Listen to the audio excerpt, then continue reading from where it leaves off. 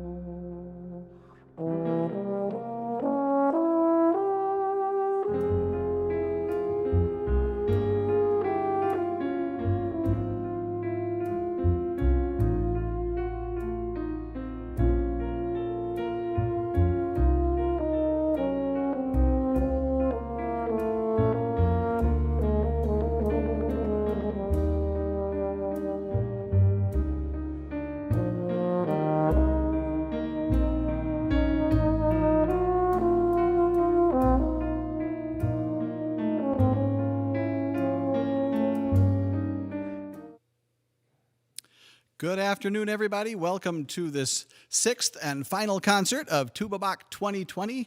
Glad to have you joining us, whether that's on Facebook or YouTube or Sunny 97.3 FM. However that may go, we are happy to have you here and joining us. So in this sixth program, super excited to be able to play this concert just as a duo concert with son Noah over here at the piano. As many of you, I think, know, he is a percussion and composition dual degree seeker kind of guy down at Michigan State University, but he also just plays the heck out of the piano, and it is so much fun to have opportunity to dig into some serious duo two-part chamber music for whatever horn it might be at any given time, and piano. So I want to make sure first off that we thank sponsors and such folks that make these programs possible. We are, of course, thankful and grateful to Dan Terry's office of Edward Jones, the Bush Insurance Agency in Big Rapids, McDonald's Restaurants of Big Rapids, Bab Ford in Reed City, also Crossroads Pest Control in Reed City, the Mecosta County Visitors Bureau, and Stone Hill Veterinary Clinic. So many, many thanks to those folks and businesses. Also, of course, we want to thank Sunny 97.3 FM for their support all through this whole festival, not only with, obviously, today's live stream broadcast, but also advertising and just being able to come in on the air and talk about the shows and get the word out. So thanks to Sunny 97.3 and Steve Masters and the crew there.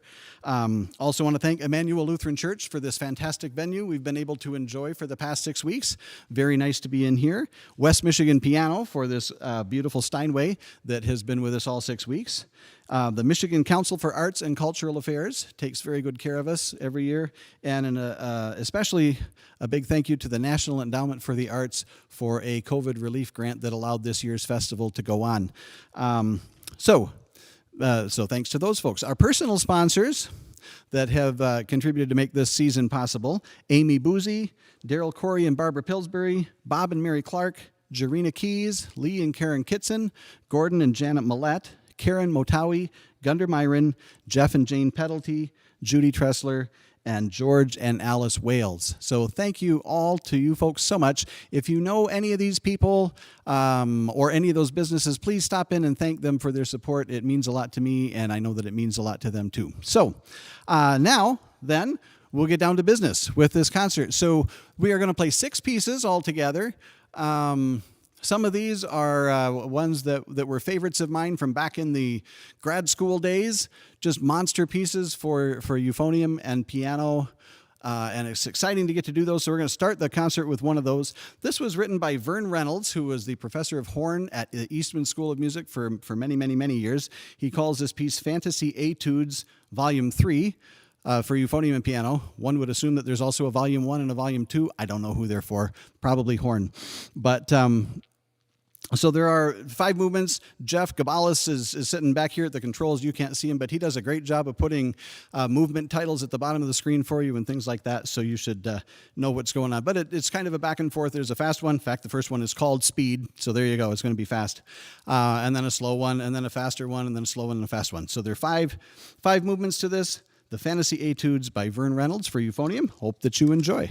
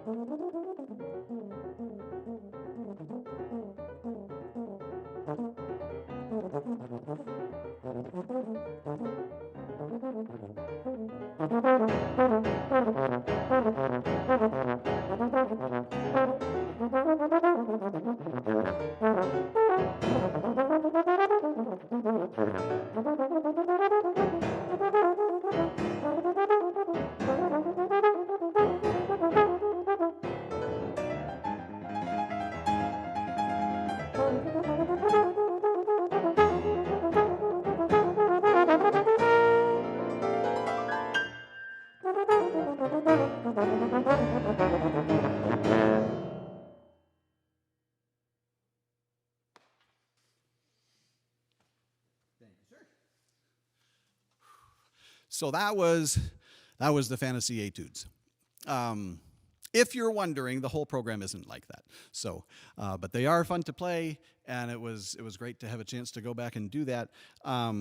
As I mentioned, some of these pieces are ones from 30 years ago, almost now, with the grad school days and things like that. And they're just crazy piano parts in some of these, and in all honesty, so this is year number 15 of Tuba Bach, and the way that the festival works, there's people coming in, but there's never really enough time to rehearse to put pieces like this together. So it's been, on the one hand, through this whole COVID business, undergrads haven't been able to be on campus at Michigan State University, so we've had, on the bright side, we've had Noah home for this semester, and so that gives us time to rehearse and do things like this. So it's so cool to be able to play these pieces again. So I'm going to switch horns and change music out, so sorry for the pause, and those of you that are watching on video at least can watch me do that. If you're on the radio, sorry about the pause, but I'm going to change over. This next piece is, it's called just titled Andante, which isn't really the title of a piece at all. It's just explaining what the tempo of the piece is. But the composer is Alexander Cherepnin. He was a Russian pianist and composer, born in 1899. He died really not all that long ago, 1977. But this is one of... So tuba, serious solo tuba literature is a pretty new thing. The tuba itself hasn't been around all that long, just since the late 1800s for the instrument as we kind of know it now, and it's still developing and being perfected. But serious composers really didn't pay that much attention to the tuba as a solo instrument, and so this is just a great piece of music. But it is, as I mentioned, Cherepnin is a pianist. You will hear that this is really largely a piano piece, and the tuba gets to hang out and play along with it. But So Cherepnin, much like Noah, started composing at a very young age. Before he even went to college, he had several piano sonatas under his belt and things like that. This particular piece was a little bit later, in the 1950s, I think. And many thanks, if you're paying attention today, Phil Cinder, for introducing this piece to me. He plays it absolutely gorgeously. Hope that I do it some justice. One other final note, kind of a sad note. One of our tuba playing colleagues, Randy Westmoreland, lost his wife this past weekend in a tragic accident. And so Randy, thoughts and prayers are with you and your family, and we dedicate this piece to you. So Alexander Cherepnin's Andante for tuba and piano.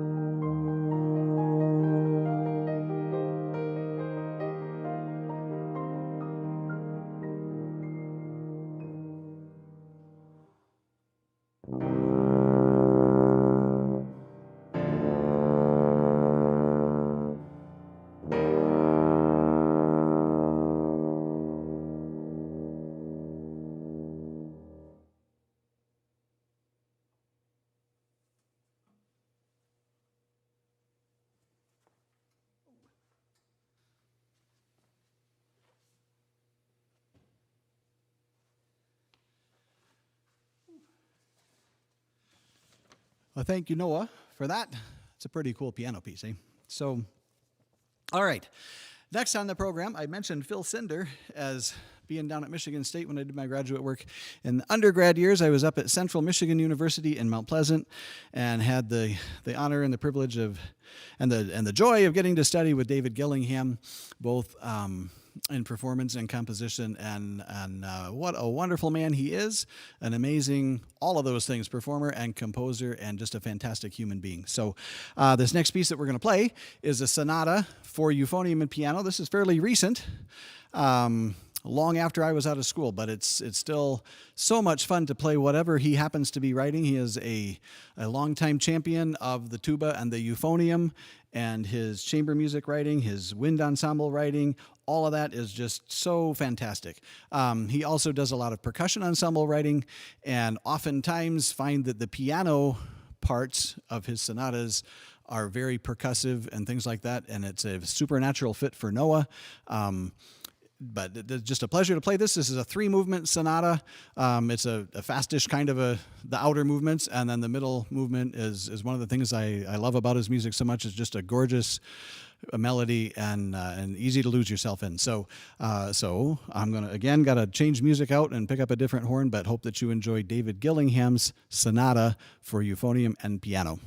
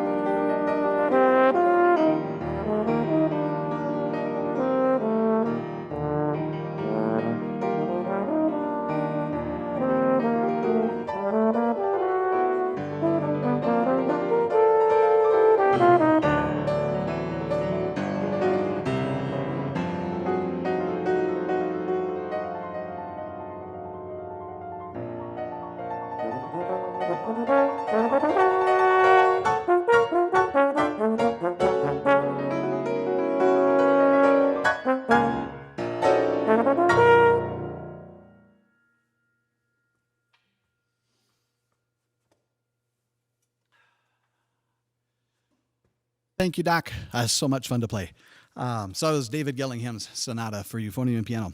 So I think I mentioned a couple minutes ago, this is the 15th year of Tuba Bach. And so that means we started in 2006. Noah, in 2006, I think, was 5 years old. By 2008, so that's only just the third season. I digress for just a second. So people ask me, how do you pick who comes to these concerts and where the musicians come from and and the ideas. So in 2008, when he was just 7. The ideas, even back then, came from Noah sometimes. And there was a particular drummer at the time that was playing with the Brian Setzer Orchestra. His name was Bernie Dressel. And so as it happened, we ended up putting a show together with Bernie playing drums, and Steve Bailey came in and played bass, and the three of us had a great show, and it was a lot of fun. Noah, at the time, 2nd grade, 7 years old. And Bernie knew that he played drums or whatever, and before the concert he said, "Oh yeah, have Noah come, and that'll be fun. Maybe I can show him a couple of things, and that'll be pretty cool. And what can you show a 7-year-old?"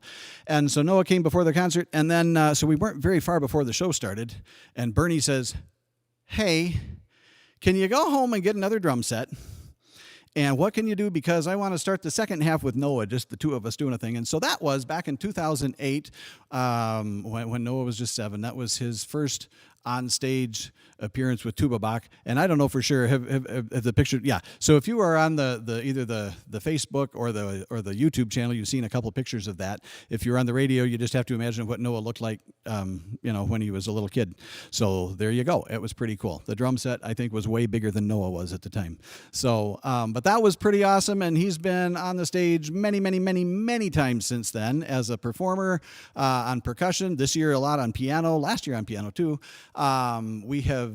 I couldn't even begin to tell you how many of Noah's pieces that we played and things like that. So that all leads to what's going to happen next, and that is, this was my Christmas present from last year, and I finally get a chance to play it. So every year for Christmas for many years now, there have been the Christmas compositions. And so this piece is the 2019 Christmas present. It's called Al. If you are a Paul Simon fan and you know the song "You Can Call Me Al," about 2/3 of the way, maybe 3/4 of the way through it, there's about a 2-second spot. There's just nothing going on except for just this, I think, absolutely killer, awesome electric bass solo. And from the time the guys were little, anytime that was on, whether it was on the radio or a CD or anything in the car, when those two measures come up, the volume goes all the way to the top. So this is about a 10-minute piece that Noah wrote that's pretty much based on that 2 seconds of bass solo stuff. But it's pretty cool. So it's called Al. There are, if you listen close and you know your pop music references, there's some Toto stuff in here. There's some Elton stuff in here. There's some Prokofiev, because he was a pop musician, I think. And then, of course, Paul Simon. So anyway, so this is Al for tuba and piano, composed by Master Noah over there, who is just doing some great stuff. So hope you enjoy that. I got to change horns and music again, so bear with.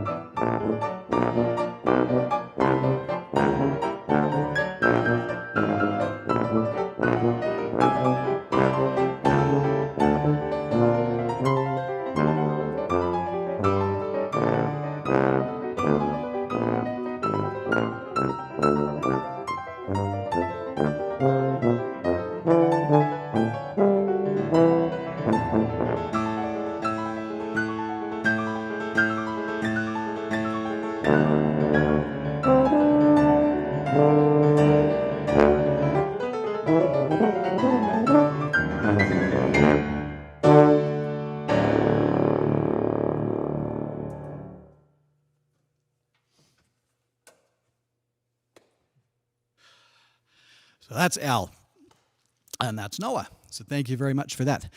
Whew. I'll put this down. That'll give me a break. Just a second.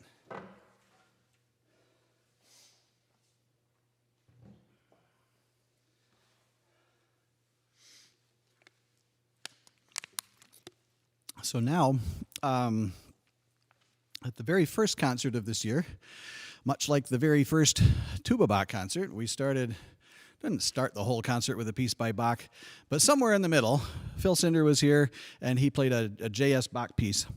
And that was how 15 years ago we started the very first concert.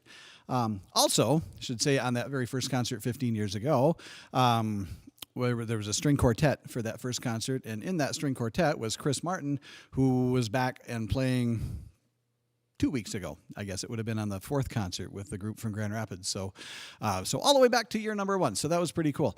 And then in that very first concert, I was contrasting the music of J.S. Bach with a current American composer, living composer, Jan Bach, who is now retired but was on the faculty of Northern Illinois University for many, many years and has written a lot of fantastic music, a lot of chamber music, and he's a good friend of the tuba and euphonium world.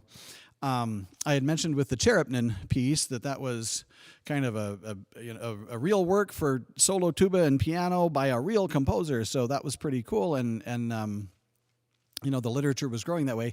In 1977, Jan Bach wrote a piece called Concert Variations for Euphonium and Piano. It is absolutely not a euphonium solo with piano accompaniment in any stretch of the imagination. It is definitely a duo chamber music piece of music, and there has been euphonium music around since way back in the late 1800s, and certainly we played that. I've tried to feature it on lots of concerts with the music of Simone Mantilla and Herbert Clark. I know we did both of those even just this year.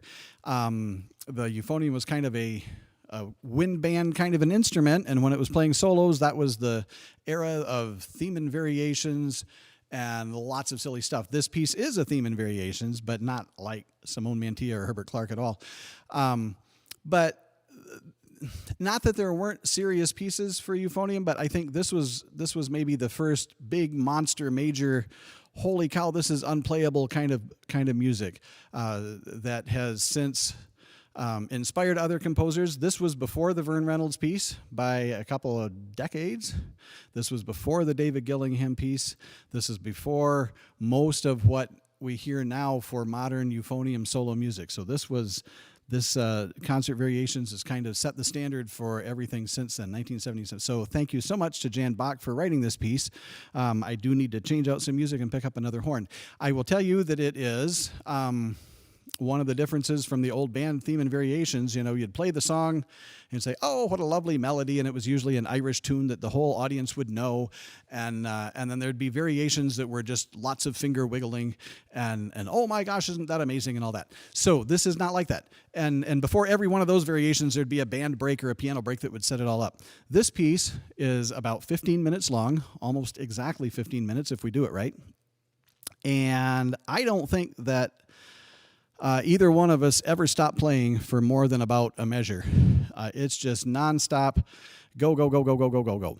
So Jeff Gabalis, again, back here at the controls, is going to do a bang-up job of trying to keep you up with what the variations are that are going on, but there are 7 variations. For those of you that are listening on the radio, you don't know what those are. So I'm going to tell you what they are. So there is a theme. And after that theme, there will be 7 variations. The first variation that you're going to hear, so this will be sort of a clue, it's a Siciliano. It feels, nope, it's not even. That's the second variation. The first variation is a Capriccio. So that's what he's titled that. The theme, then there's a Capriccio. The second variation is a Siciliano. So when we get to that point, it's kind of a rocking, you'll feel like you're in a boat, maybe kind of a little bit. Then the third variation he calls Ripresa. And essentially what happens on that is he flip-flops the 2 parts. So I'm playing mostly what the piano did in the opening theme, and Noah's playing what I did. The fourth variation is a Scherzo. It just flies like the wind. The fifth variation is a recitativo. If you know, recitativo is a term that comes from the opera world, and it was what happens in an opera because you sing everything, and to move the story along, it's not always just the nice, lush, pretty arias. Sometimes it's basically talking and telling the story on pitch. That's what a recitative is, and that's kind of what this variation is. Then there's a coro variation, choral singing, and I get to sing and play at the same time a little bit in the midst of that, but it's a very choral thing. And then it finishes up, as any good Bach work should, whether it's JS or Jan, finishes the final variation is a fugue. So it's just fantastic writing. It's so much fun to play. It has been one of my favorite pieces forever, and I haven't had a chance to play it for many years now with piano, and Noah very ably tackles this thing and does a bang-up job, and it's so much fun to go back and play this the way it's supposed to be played. So at least I hope we do. I think so. So enjoy Concert Variations for Euphonium and Piano by Jan Bach.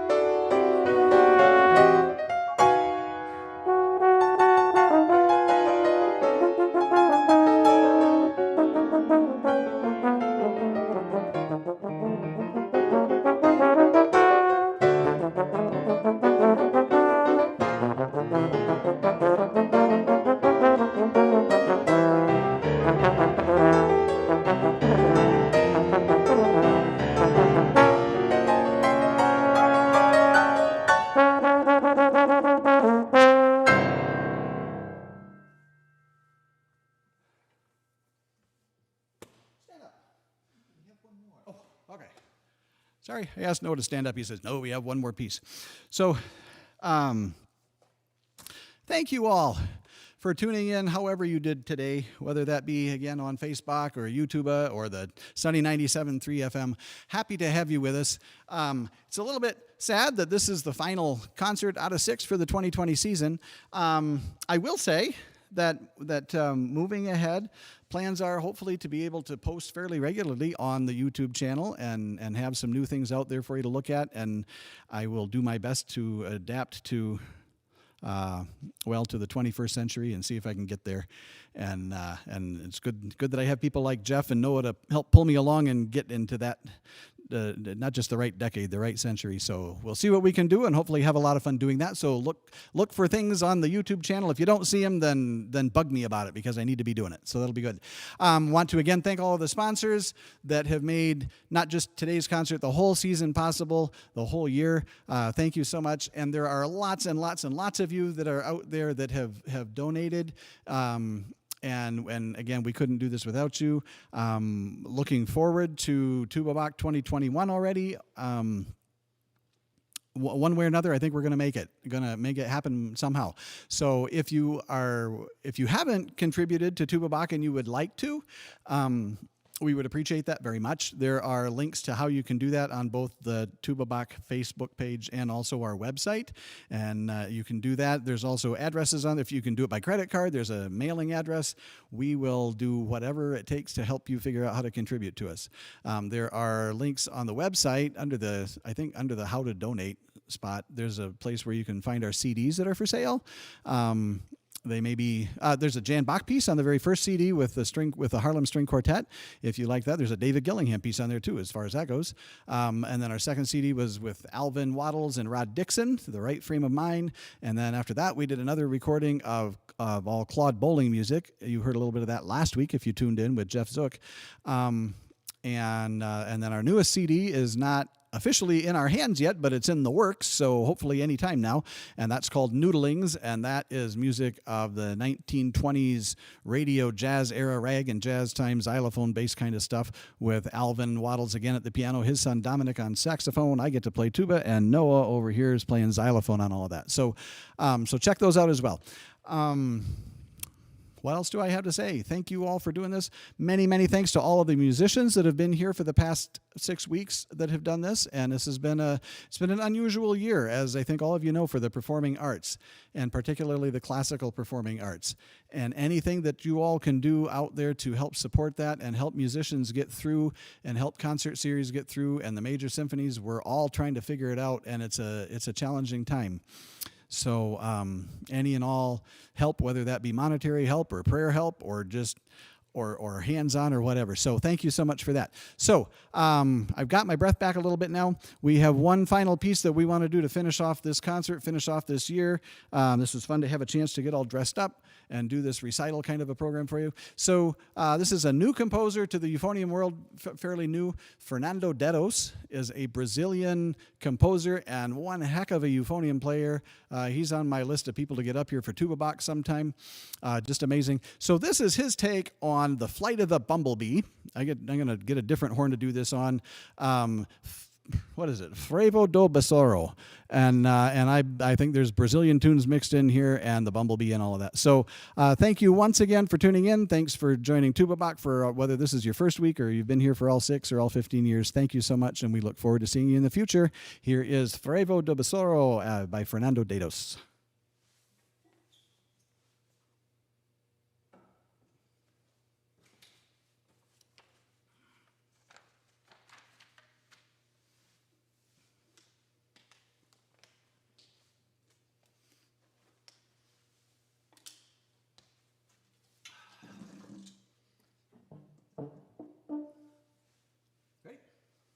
Here we go.